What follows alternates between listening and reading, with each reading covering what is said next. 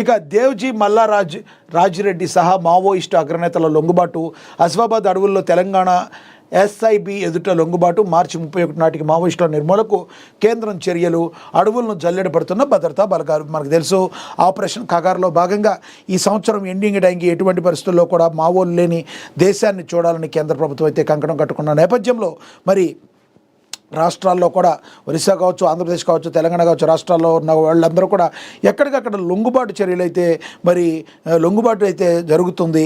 ఇది Maoist party ఇక almost చర్మాంకం దశకు వచ్చినట్టుగా మనం కూడా భావించాలి.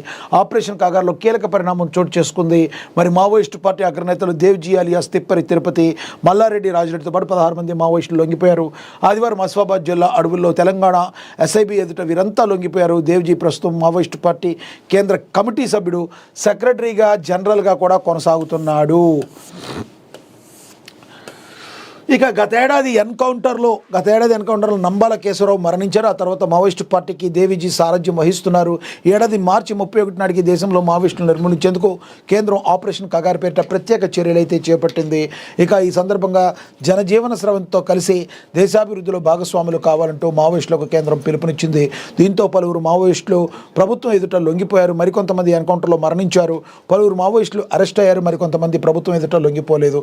మరోవైపు ఆపరేషన్ కగార్ కోసం నిర్దేశించుకున్న సమయం మరికొద్ది రోజుల్లో మిగిలింది. అలాంటి వేళ మావోయిస్టుల కోసం వారి ప్రభావిత రాష్ట్రాల్లో భద్రతా బలాలు జల్లెడ పడుతున్నాయి. దీంతో మధ్యప్రదేశ్ నుంచి తెలంగాణ, ఛత్తీస్గఢ్ సరిహద్దుల్లో కర్రెగుట్టలోకి మావోయిస్టుల అగ్రనేతలు దేవ్జీతో పాటు పలువురు నేతలు ప్రవేశించారంటూ నిఘా వర్గాల నుంచి కేంద్ర భద్రతా బలాలకు సమాచారం అందింది.